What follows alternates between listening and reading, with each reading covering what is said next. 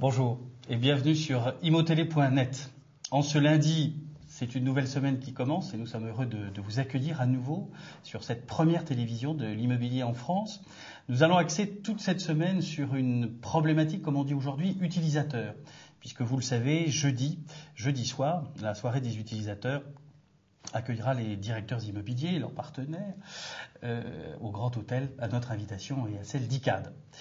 Donc nous avons le plaisir d'avoir aujourd'hui sur notre plateau un utilisateur et puis son propriétaire, entre guillemets. Et je me tourne vers vous, Hervé Bertrand. Vous êtes le directeur compétences et carrières chez Accor. Et vous avez choisi de vous installer sur le site, dans l'immeuble de France Avenue, immeuble prestigieux signé Norman Foster. Pourquoi ce choix ? Pour 3 raisons.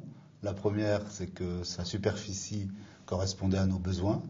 La deuxième, c'est que l'emplacement, à la fois sa localisation, mais aussi son environnement, nous convenait. Et la troisième, c'est que l'immeuble, par son esthétique, par sa qualité architecturale, était à la hauteur de l'ambition que nous plaçons dans cet immeuble, qui est le siège mondial du groupe Accor. Justement, ambition, Norman Foster, est-ce que ça a un rapport, disons, un grand architecte, un grand siège ? Est-ce qu'on peut voir un rapport dans ce genre de situation ? Oui, disons que le rapport, c'est que généralement les beaux immeubles sont construits par de grands architectes et que pour abriter le siège mondial d'un groupe qui est leader dans ces différents domaines d'activité, eh bien on recherche généralement un immeuble de grande qualité, ce qui est le cas de celui-ci. On vous souhaite un bon déménagement par avance. Et je me retourne vers Pierre Beckrich. Un grand immeuble comme celui-là, prestigieux, important.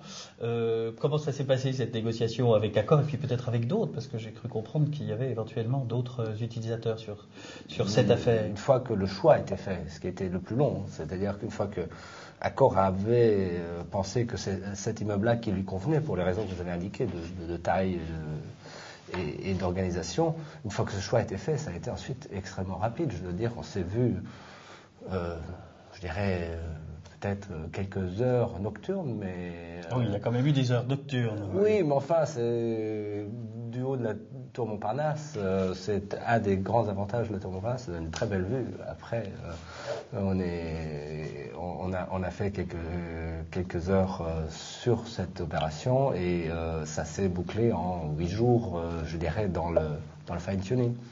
D'accord. Et donc, aujourd'hui, cet immeuble, il vous convient ? Vous êtes heureux de partir ? Est-ce que c'est vrai aussi de tout le monde chez vous ? Je crois, oui. D'une façon globale, il y a une grande adhésion. Pourtant, ça va correspondre à un changement assez significatif de mode de fonctionnement, puisque la tour Montparnasse, depuis plusieurs années, est soumise à des contraintes qui font qu'il n'y a pas vraiment d'espace très ouvert. On fonctionne beaucoup dans des bureaux cloisonnés. Dans l'immeuble France Avenue, au contraire, on va privilégier les open space. C'est donc un changement assez important. On a beaucoup communiqué avec les salariés pour leur expliquer que open space ne voulait pas dire plateau. Je crois que beaucoup de gens ont dans la tête la représentation de ces plateaux des entreprises américaines des années 50, où on voit à perte de vue des rangées de tables sur lesquelles des employés administratifs industrieux se penchent avec leur manchette de lustrine et puis un surveillant sur une petite plateforme.